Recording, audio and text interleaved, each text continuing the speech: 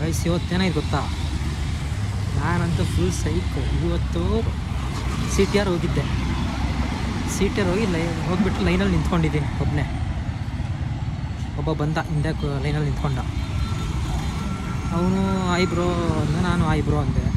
ಸರಿ, ಆಮೇಲೆ ಬ್ರೋ ಇನ್ನೂ ಎಷ್ಟೊತ್ತಾಗುತ್ತೆ ಅಂದ.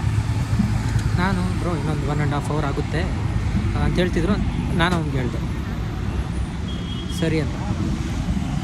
ಹಾಗೆ ನಾನು ಬ್ರೋ ನಿಮ್ಮ ಹೆಸರು ಆನಂದ್ ಅಂದ. ಸರಿ, ನನ್ನ ಹೆಸರು ಕೇಳ್ತಾ ನಾನು ಹೇಳಿದೆ. ಆಮೇಲೆ ಒಟ್ಟಿಗೆ ಹೋಗಿ ಕೂತ್ಕೊಂಡು ಊಟಕ್ಕೆ. ನನಗೆ ಒಂದು 10 ನಿಮಿಷ ಏನೇನೋ ಮಾತಾಡ್ದ.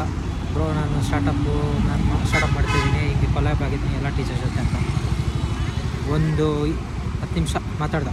ಆಮೇಲೆ ₹360 ಬಿಲ್ ಆಯಿತು, ಇಬ್ಬರದು ಸೇರಿಸಿ 360 ಆಯಿತು.